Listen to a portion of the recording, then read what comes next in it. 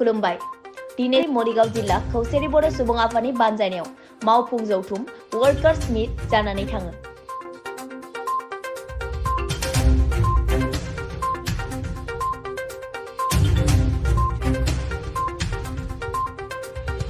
मरिगाव जिल्ला खौसेरि बर' सुबुं आफादनि आफादगिरि मानगोनां शंकर बसुमतारीनि आफाद सामलायनायाव बे जथुमाया गाहामै गाहाम जालांदों।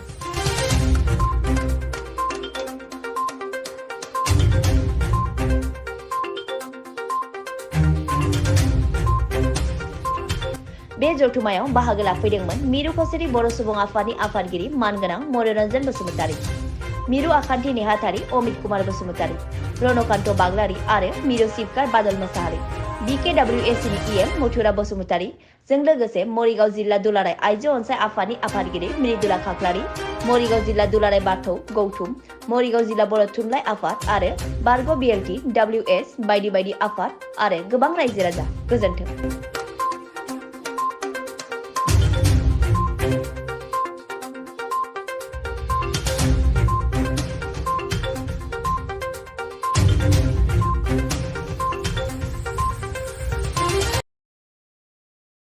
दिनै जिहेतु मरिगाव जिल्लानि खौसेथि बर' सुबुं आफादनि इउनाइटेड बड' पिपल्स अर्गेनाइजेशननि जिहेतु मावथि मेल, बे मावथि मेलाव आं फैनानै गावखौनो बे जिल्लायाव फैनानै गावखौनो खोब गोजोननाय मोनदों।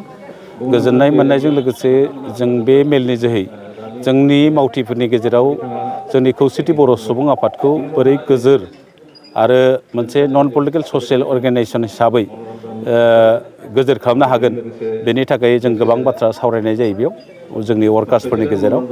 आरो बेजों लोगोसे मरिगाव जिल्लानि बर' रायजोफोरनि थामोनथाखौ बा सोलोंथाइ बिथिंखौ बोरै गोजोर खालामनो हागोन बेनि थाखाय माखासे बाथ्रा फोरमायनाय जायो। आरो बेजों लोगोसे जोंनि बर' कसारि वेलफेयार अट'नमास काउन्सिलखौ जों बोरैहाय थारमाने थाखानाय गुबुन गुबुन काउन्सिलफोरनिफ्राय बोरै साबसिनै दानानै लानो हायो, बेखौ मावनो थाखाय जोंनो गासैबो जोंनि माहारियारि आफाद, दुलाराय बर' फरायसा आफाद, बर' थुनलाइ आफाद बा जिखुनु जोंनि खौसेथि बर' सुबुं आफाद जयै बे काउन्सिलखौ बोरै गोजोर खालामनो हायो, बोरै जौगाहोनो हायो, बेनि थाखाय खामानि मावनो थाखाय जों रायजोनि गेजेराव माखासे बाथ्रा फोरमायो।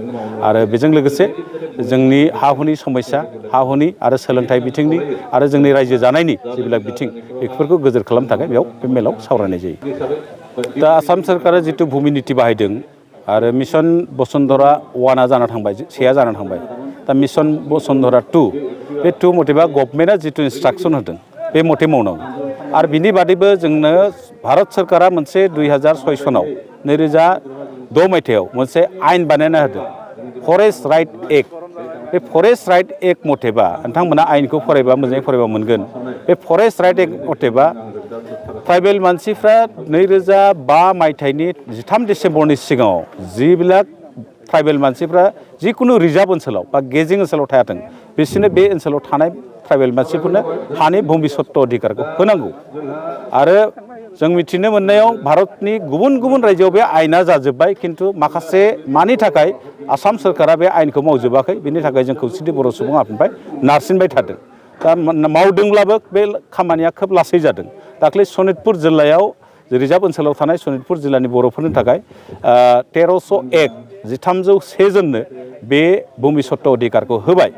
आरो होनायाव माखासे जिल्लाफ्राव थारमाने बे खामानिफोरखौ खर्तकिया भाबै गोख्रै भाबै मावनो नागिराखै। बे मावनो नागिरैखौ जों सरकारखौ सोंखारिबाय थादों। आरो जों बुंबाय थादों गोबां गुबुन ओनसोलाव थारमाने इलेक्सन जादों, गुवाहाटि बादियाव खननै इलेक्सन जानायखौ जों सोंखारिदों, दाख्लै गवालपारा बादियाव इलेक्सननि नटिस होदों। बे बाथ्राफोरखौ जों सरकारखौ सोंखारिदों गोख्रों रावजों। जों बुंबाय थादों 2006 सननि फरेस्ट राइट एक्ट जितु बेखौ सम्पुर्ण भाबै मावफुंजोबागौमानि कारजकरि जाजोबागौमानि जाहाथे खुनु ट्राइबेल मानसिफोरखौ इलेक्सन खालामनो मोना, बेखौ जों बुंदों। जिहेतु जों भुमिपुत्र होनना बुङो, भुमिपुत्रब्लाबो नोंथांमोना मोनथिनानै आसरित मोनगोन जे 50% ट्राइबेल मानसिफ्रा दिनैसिम थारमाने हाया गावनि नामाव गैया। सोरबा गेजिङाव दं, सोरबा रिजार्भआव दं। बेफोर हा हुखौ जाहाथे सरकारा थाबैनो भुमि सत्त अधिकारखौ होजोबो, बेनि थाखाय जों सरकारखौ नारसिनदों। आरो जोंनाव स्पष्ट उल्लेख दङ बे 2006नि जितु फरेस्ट राइटआव सासे परियाला, मोनसे परियाला 30 बिगासिम हा मोनो। आरो दानि बसुन्धरा 2नि मथेबा ट्राइबेल मानसिफ्रा 50 बिगासिम हा मोनो।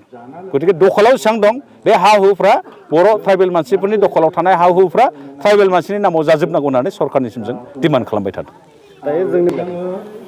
जों जिहेतु धुब्रीनिफ्राय लानानै सदियासिम जों बेरायदों बे हा हुनि थाखाय आरो सोलोंथाइ बिथिङाव खामानि मावनो थाखाय जों मोनफ्रोमबो जिल्लायावनो बे समयसाखौ मोनबोदों आरो जुदि जों गोख्रै खालामनांगौ होननानै जिल्ला बेंगिरिफोरखौ जों खावलायबोदों जुदि नोंथांमोननि जिल्लायावबो आं दिनैसो गिबि फैदों नोंथांमोननि जिल्लानि बे सार्कुलावबो जुदि बिदि जादोंबा जों थाबैनो जिल्ला बेंगिरिखौ लोगो हमनानै गोख्रैनो मावनांगौ होननानै जों डिमान्ड मोनसे होगोन आरो आं जिल्ला आफादखौ खावलायलांगोन बेनि थाखाय जिल्ला आफादा डिसि अफिसाव थांनानै जोंनि जिथु बसुन्धरा मिसन बसुन्धरानि खामानि हा हुनि खामानि बे खोब लेहेमा गतियाव बे ब्लकआव जादों होननानै मोनसे अजद हैनांगौ होननानै आं जिल्ला आफादखौ मोनसे बिथोन होलांगोन।